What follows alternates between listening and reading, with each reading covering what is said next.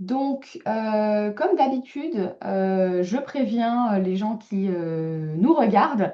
Cette conférence est enregistrée, donc nous allons voir les personnes qui sont à l'écran. Si jamais vous n'êtes pas à l'aise avec les caméras, vous pouvez garder vos caméras fermées. Si jamais vous êtes à l'aise avec la caméra, eh bien, vous pouvez tout à fait l'ouvrir. Ça va nous faire plaisir de vous voir. C'est toujours un petit peu plus personnel de pouvoir faire ce genre de choses. Alors, je vais essayer de lancer aussi le Facebook Live.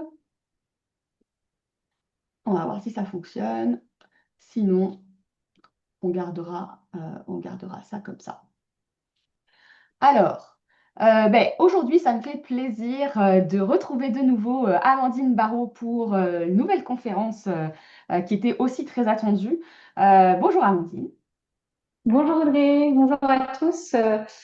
Bon, ben voilà, nouvelle conférence, comme Audrey l'a dit, plutôt attendue et surtout assez actuelle puisqu'on est dans la période pour la production des formulaires T1134 pour le coup.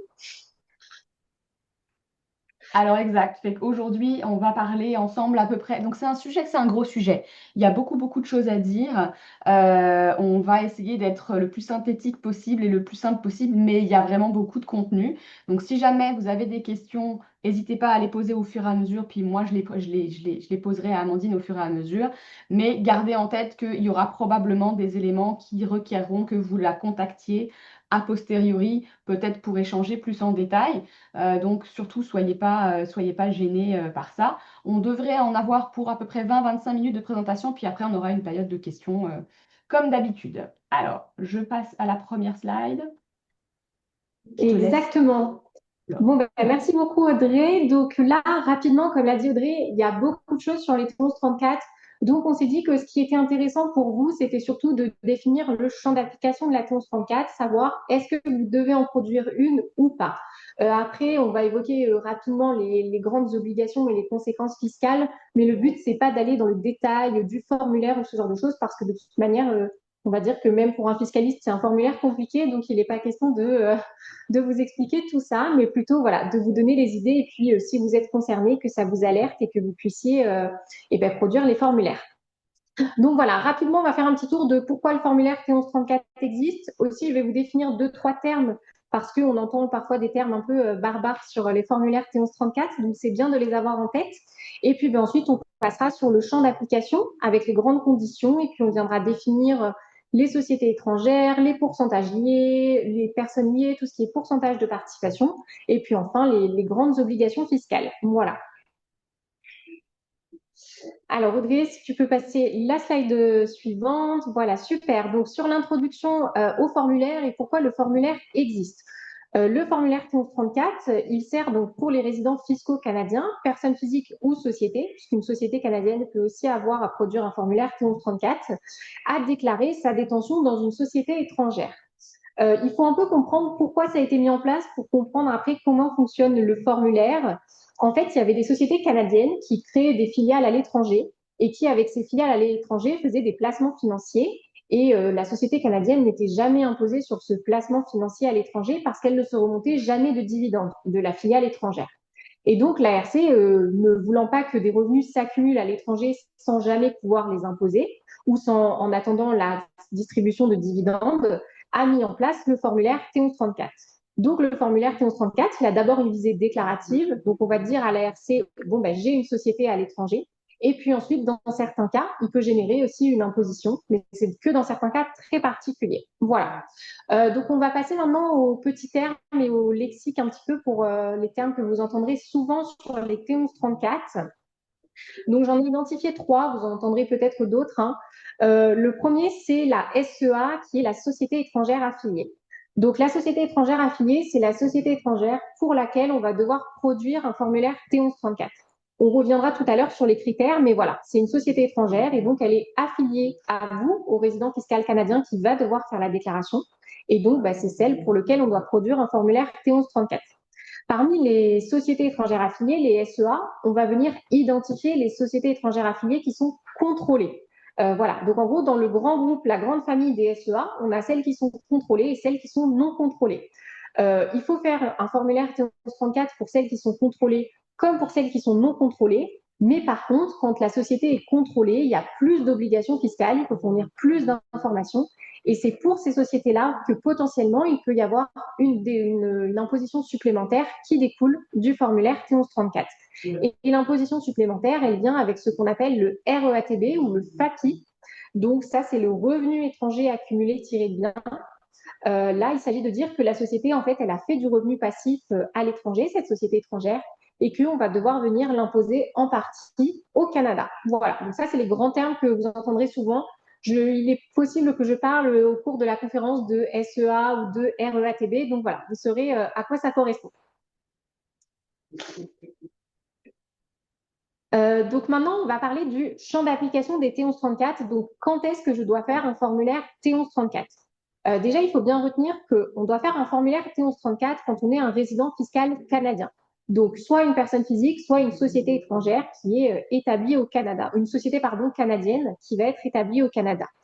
On ne va pas revenir sur la définition de la résidence fiscale, on l'avait déjà fait dans des précédentes conférences ou autres, donc c'est pas trop le sujet ici. Si jamais vous avez un doute sur ça, il faut se poser la question de la résidence fiscale. Mais voilà, là, on part vraiment du principe qu'une personne est résidente fiscale canadienne et donc elle détient une société à l'étranger. C'est pas une société canadienne, c'est vraiment une société à l'étranger que l'on doit détenir. Et ensuite, rentre en compte des pourcentages de détention. Donc, il faut faire un formulaire T1134 quand, d'une part, je détiens 1% au moins de la société étrangère et au moins 10%, soit tout seul, soit avec les personnes qui me sont liées. On va définir ensuite tout ce qui est les personnes liées, etc.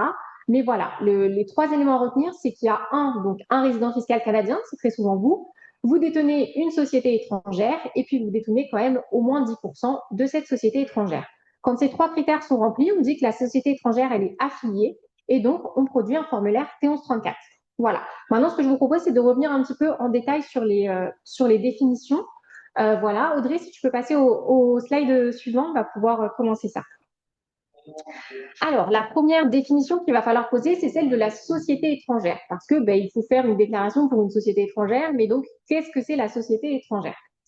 C'est un peu un concept qui est essentiel ici, puisque c'est cette société étrangère qui va être soumise à l'obligation, et on y reviendra ensuite, mais il faut savoir qu'il faut produire un formulaire par société étrangère. Donc, si vous détenez, par exemple, je ne sais pas moi, une SAS en France et une SCI avec votre famille, il faudra potentiellement déposer deux formulaires T1134. Voilà. La société étrangère, c'est une société par action. C'est une société qui est soumise à l'impôt sur les sociétés. Ce n'est pas une société de personnes. La société de personnes, elle est exclue. Ce qui est un petit peu difficile parfois, c'est que la société étrangère, c'est une société selon les règles canadiennes. Donc, il ne faut pas forcément, vous savez, se référer au droit interne. Il va falloir vraiment regarder la définition canadienne de la société. Et donc, on va se baser sur, pour ça, les caractéristiques juridiques de l'entité étrangère pour savoir si c'est une société ou pas d'un point de vue du droit canadien. Voilà, avec toujours cette idée en tête que les sociétés de personnes sont exclues. Je vais vous donner deux, trois grands exemples sur les sociétés françaises parce que je sais qu'avec Audrey, c'est ce qu'on a le plus souvent chez nos clients ou autres. Donc, je me suis dit que c'était plus représentatif pour vous. Tout ce qui est SARL, SAS, société anonyme, tout ça, c'est des sociétés étrangères pour le Canada. Donc, si vous en détenez, il faut potentiellement faire un formulaire T1134. Si jamais j'évoque le cas parce que je l'ai aussi de la LLC américaine, attention, cette société-là, elle est transparente d'un point de vue américain, mais par contre, ce n'est pas une société de personnes d'un point de vue canadien, c'est vraiment une société en tant que telle, donc une société étrangère pour laquelle il faut produire un formulaire T1134. Voilà. Aussi, Audrey m'évoquait un cas qui se posait parfois de la détention d'une société canadienne par une société française. Comment ça se passait dans ce cas-là? Parce qu'elle a déjà eu la question. Il faut bien retenir que si vous détenez une société française qui détient elle-même une société au Canada, vous devez déposer un formulaire T1134 pour la société qui est française. Pas pour la société canadienne, mais vraiment pour la société française. Voilà. Et ensuite, on a le cas très particulier des SCI françaises, parce que vous savez, quand vous avez une SCI en France, le principe, c'est donc qu'elle est à l'impôt sur le revenu. Tous les ans, vous remontez du résultat positif ou négatif sur votre déclaration personnelle. La SCI à l'impôt sur le revenu, c'est une société de personnes, et d'un point de vue canadien aussi. Donc là, il n'y a pas de formulaire T1134 à faire. Voilà, c'est important vraiment parce que je sais que les SCI, tout le monde en a régulièrement des SCI avec les parents, etc. parce qu'il y a une donation du bien. Donc voilà.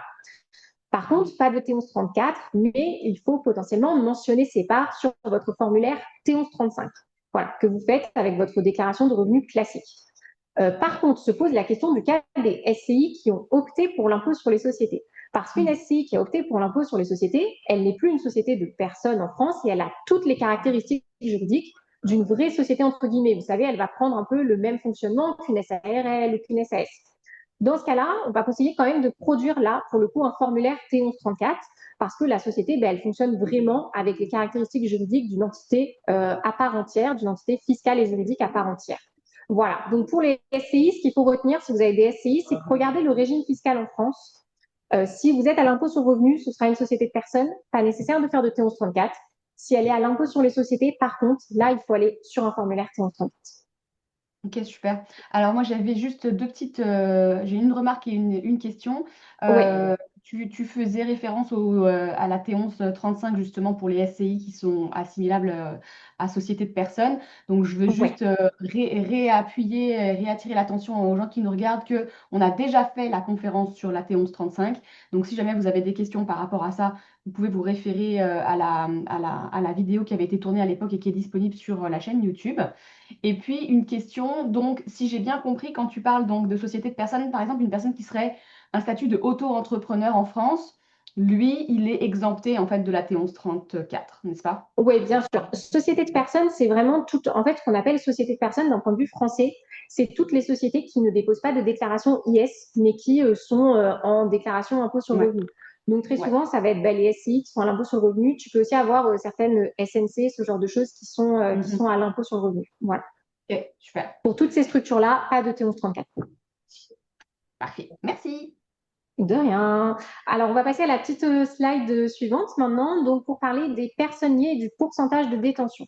Parce que dans les conditions, je vous ai dit que donc, pour faire un formulaire T1134, il fallait détenir une société étrangère, au moins 1% pour vous et au moins 10% pour vous ou avec les membres de votre famille, les personnes liées. Les personnes liées, vous allez voir que la définition, elle est très large. Les personnes liées, c'est les parents et enfants, et donc c'est tous les ascendants et tous les descendants. Donc si vous détenez une société avec vos grands-parents, ce genre de choses, ce sont des personnes liées.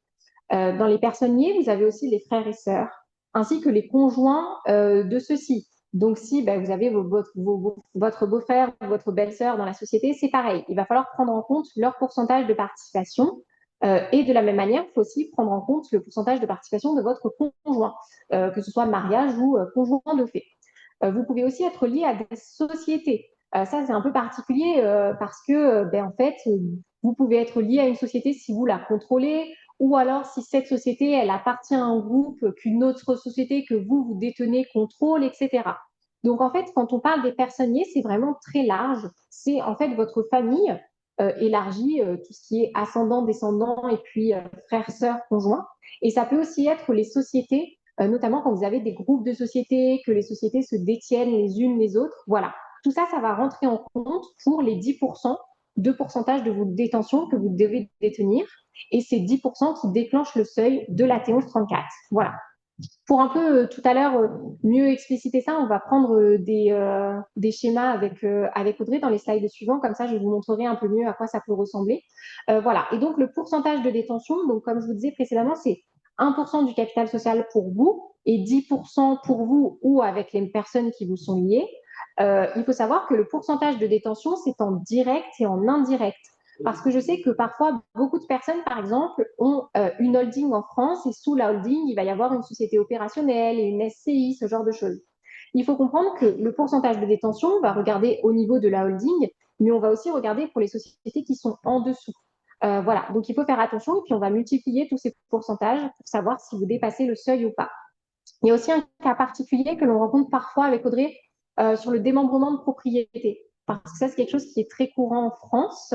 Voilà, donc là, par contre, en cas de démembrement de propriété, c'est un peu particulier. Pour le formulaire T1134, c'est l'usufruitier qui va faire le formulaire T1134 et pas le nu propriétaire. Donc, si vous avez simplement la nue propriété de part de société, souvent, il faut simplement l'inscrire sur le formulaire T1135. Voilà. Donc, attention, quand il y a des démembrements de propriété, parfois, vous avez de la détention en pleine propriété, en nue propriété, en usufruit, ce genre de choses. Il faut bien poser les choses, bien faire un schéma et bien recompter tous les pourcentages pour être sûr d'être bon sur les obligations fiscales. Moi, déjà, rien qu'à ce stade, puis déjà avec la dernière fois sur la T1135, souvent ce que j'aime à rappeler, c'est il y a tellement de petites sous-parties, de petites choses à savoir. Et on ne vous demande pas à la fin de la conférence d'être devenu un pro, Ouais. de savoir exactement dans quelle case on fait coucher, mais si jamais vous... il y a des cas où c'est hyper simple et où c'est très clair. Voilà, j'ai une propriété, j'ai une société, je dois remplir ce formulaire-là et puis c'est bon. Mais il y a des cas, comme tu dis, où c'est beaucoup plus complexe. Est-ce que je dois le faire ou est-ce que je dois pas le faire? C'est vraiment difficile d'avoir la réponse. Dans ces cas-là, vraiment, j'insiste encore, appelez Amandine, puis elle va pouvoir justement vous dire quelle est votre responsabilité, ce que vous devez faire exactement.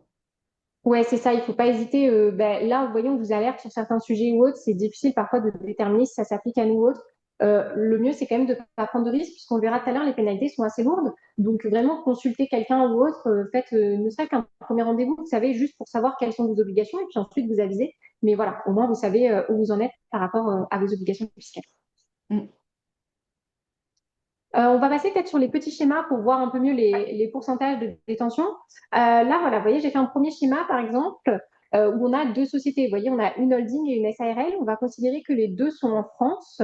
Donc, Monsieur A, ça va être notre résident fiscal canadien, c'est notre client. Voilà. Et puis ensuite, on a d'autres actionnaires.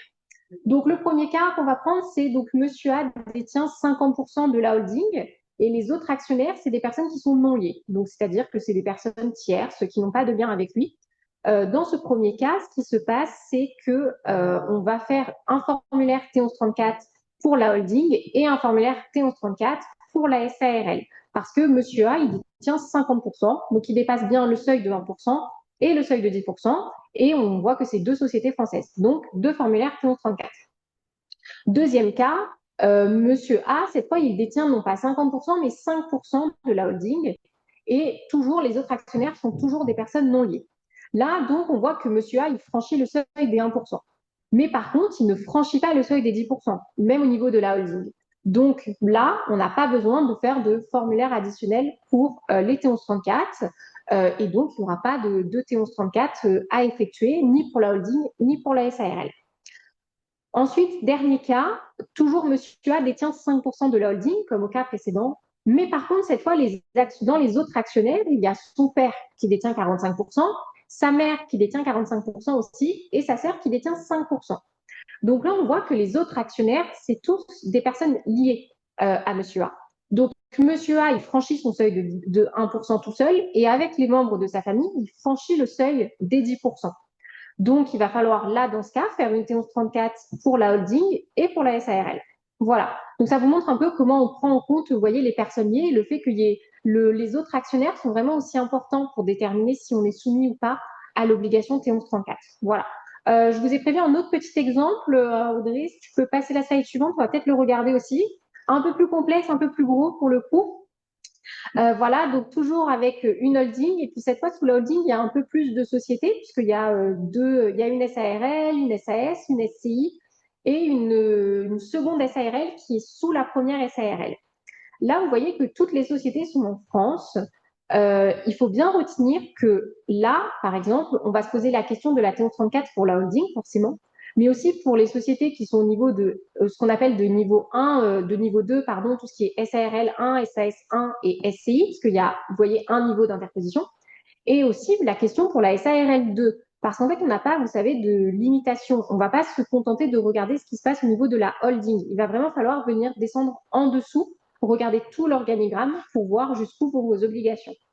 Donc, premier exemple, Monsieur B, donc toujours notre résident fiscal canadien, il détient 30% de la holding et les autres actionnaires, c'est les membres de sa famille. Donc, avec les membres de sa famille, il détient 100% de la holding, il détient tous les critères, etc., pour faire la T1134. Donc, on va faire une T1134 pour la holding. On va en faire une pour la SARL1 aussi. On va en faire une aussi pour la SAS1, parce que la SAS1, il a quand même 60% avec sa famille de détention. Vous voyez, 100% au premier niveau et puis ensuite 60%. et aussi pour la SARL2, puisque la SARL2, il détient 50% avec sa famille en indirect par d'autres sociétés. À l'inverse, vous voyez, ce que je vous dis, ce que je mets dans l'exemple 2.2, c'est que si la holding, elle détenait non pas 100%, mais seulement 9% du capital social de la SARL 1, dans ce cas-là, Monsieur B, avec sa famille, il ne franchit pas le seuil de 10%. On est juste en dessous. Donc, dans ce cas-là, il n'y aurait pas de T1134 à faire pour la SARL 1, ni pour la SARL 2. Voilà, parce que comme je n'atteins pas le niveau sur la SARL 1, ben forcément, je ne l'atteins pas non plus sur la SARL 2. La SCI, vous voyez, elle est dans une autre couleur parce que la SCI, là, je considère dans ce cas qu'elle est non pas à l'impôt sur les sociétés, mais à l'impôt sur le revenu. Donc, dans ce cas-là, pas de T1134 pour elle. Par contre, attention, si jamais elle venait à opter pour l'impôt sur les sociétés, là, il faudrait faire une T1134 pour elle. Voilà. Ensuite, peut-être dernier cas pour vous expliquer un petit peu toujours ces liens de détention. Si la holding, donc, elle détient toujours 100% de la SARL 1, mais cette fois, la SARL 1, elle détient que 5% de la SARL 2. Dans ce cas-là, on va devoir faire, on peut avoir deux cas. Ce qu'il va falloir faire, c'est que dans tous les cas, on aura une T1134 pour la holding et pour la SARL 1. OK. Pour la SARL 2, on détient que 5% en indirect dans notre schéma. La question qui va se poser donc, c'est qui sont les autres actionnaires? Où vont les 95%? Si les 95%, par exemple, c'est des actionnaires tiers, sans lien avec Monsieur B, pas la peine de faire de T1134. Par contre, si on apprend que les autres actionnaires, par exemple, ce sont les parents de Monsieur B, et ben dans ce cas-là, il va falloir faire une T1134 parce que, en fait, on détient 100% avec les personnes liées. Voilà. Donc, tout ça, c'est des questions à se poser au fur et à mesure. Si vous consultez un fiscaliste, il vous demande souvent l'organigramme et tous les petits pourcentages de détention. Voilà. Alors, on va finir par les obligations fiscales liées au T1134, puisque on a défini donc dans quel cas on doit faire une T1134, produire une T1134. Donc, je rappelle qu'il faut une société étrangère détenue par un résident fiscal canadien, et puis qu'il faut détenir 1% en direct ou en indirect soi-même, et au moins 10% avec les personnes qui nous sont liées, donc notre famille et les sociétés qu'on détient. Une fois qu'on a identifié pour quelle société on doit produire une T1134, il faut savoir qu'il faut produire un formulaire et un supplément pour chacune d'elles. Si j'ai 4 sociétés pour lesquelles je dois produire des formulaires T1134, je dois produire 4 suppléments. Je ne me contente pas de produire un seul formulaire. Voilà. Il faut aussi savoir qu'avec ces formulaires, on va devoir produire les états financiers de la société. Donc, ce qui correspond à un bilan, un compte de résultats, il va falloir fournir ça à l'ARC, puisque c'est exigé par le gouvernement canadien. Aussi, vous devez avoir en tête que la date limite de production, c'est le 31 octobre. Donc là, en ce moment, c'est 31 octobre 2025 pour les exercices qui ont été clos en 2024. Voilà. Donc, on a un petit décalage, ce qui vous permet d'avoir les comptes, etc., de vos sociétés françaises. Et bien sûr, la production est requise chaque année, sauf pour votre première année de résidence fiscale au Canada, où là, vous avez une petite exemption. Comme je vous disais au début, la T1134, sa visée, c'est d'abord déclarative. Donc, en principe, ça ne génère pas d'imposition supplémentaire.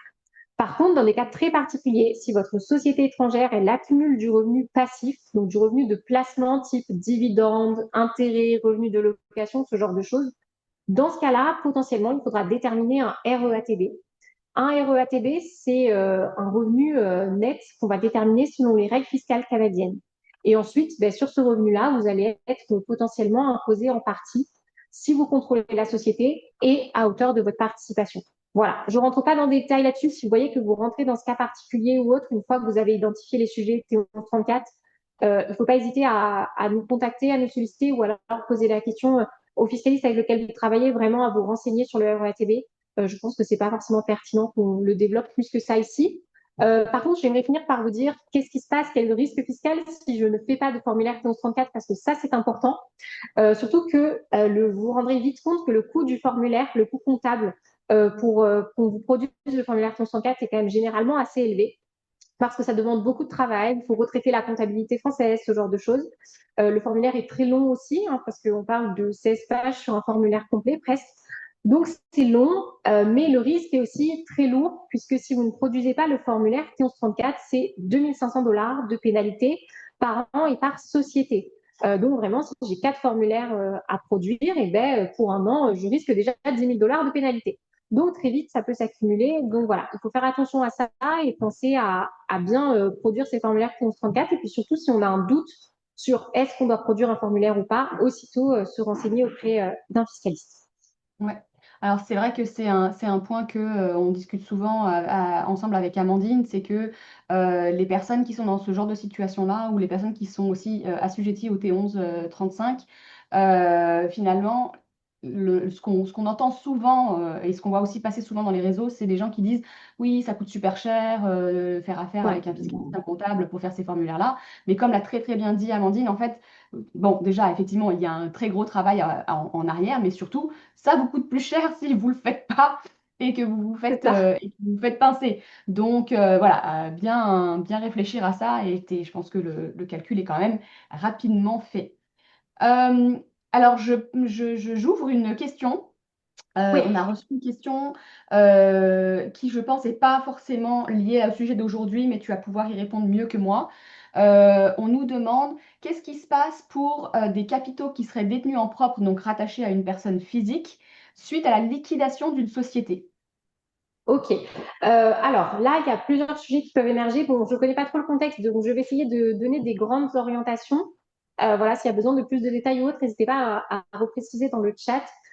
Déjà, il y a plusieurs choses. Il y a le moment de la liquidation de la société. Est-ce que c'est une société étrangère? Est-ce que c'est une société canadienne? Si c'est une société étrangère, si c'est l'année de la liquidation, ça veut dire qu'il fallait potentiellement avant produire des formulaires 1134 et il faut produire un formulaire 1134 jusqu'à la liquidation. Voilà. Ensuite, la liquidation de la société, ça peut entraîner aussi une imposition parce que vous allez potentiellement récupérer vos apports, mais il peut y avoir aussi un boni de liquidation qui, lui, va être imposable parce que vous avez fait une plus-value sur tout ça. Donc ça, il faut regarder au niveau de votre déclaration de revenus personnels. Et puis ensuite, il y a ce que vous allez faire des capitaux. Voilà. Est-ce que vous les avez gardés à l'étranger dans des comptes de placement? Et dans ce cas-là, ben, il va falloir venir les indiquer sur un formulaire T1135. Ou alors, est-ce que vous les avez rapatriés au Canada? Si vos capitaux passent de la France au Canada, juste le transfert des capitaux en tant que tel, c'est pas imposable. C'est en fait ce que vous allez faire ensuite des capitaux. Donc, si vous le placez, que vous produisez des intérêts, des dividendes avec, et ben là, par contre, il y aura une imposition sur votre déclaration de revenus. Voilà. Super, merci. Je ne sais pas si ça Donc, te paraît clair, Audrey. J'essaie de donner les grandes orientations, les gros risques que je vois, parce que comme on n'a pas forcément plus de détails, voilà, je donne les ouais, grandes non, mais idées il n'y a qui pas me de viennent souci. sur le sujet. On nous dit Ah top. voilà, ouais, voilà, je vois que Marina a répondu. Ouais, parfait, Marina, Exact. voilà. Tant mieux si j'ai pu vous aider. Puis Marina, je ne sais pas si tu avais eu l'occasion d'aller regarder justement la conférence sur la T1135, mais il y aura une partie qui va répondre à ta question aussi là, sur cette conférence-là qu'on avait donnée à l'époque. Donc tu m'écriras si Ouais, jamais tu exactement. veux envoyer. On a fait d'autres conférences sur les obligations plus générales en tant que particulier. C'est clair que dedans, il y aura des réponses aussi sur ça. Ouais, super. C'est super. Écoute, pour l'instant, j'ai pas d'autres questions. Je crois que de ton côté, c'était tout. Ouais, c'est ça. Ouais, c'était tout.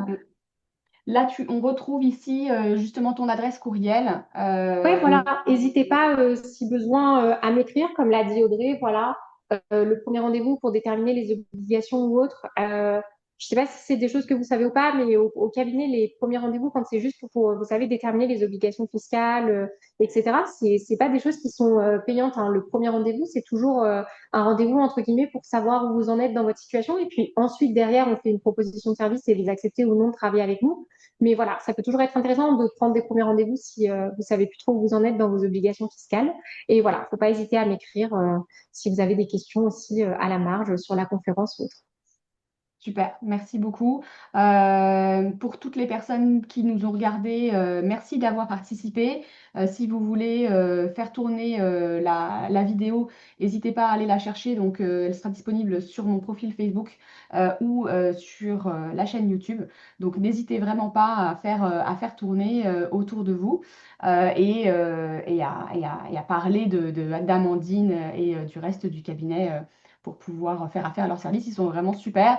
Et puis, on se donne rendez-vous un peu plus tard, justement au mois de novembre, où on va parler justement quid des sociétés ou du personnel. Ça va être aussi une conférence qui va être super intéressante, donc on a bien hâte.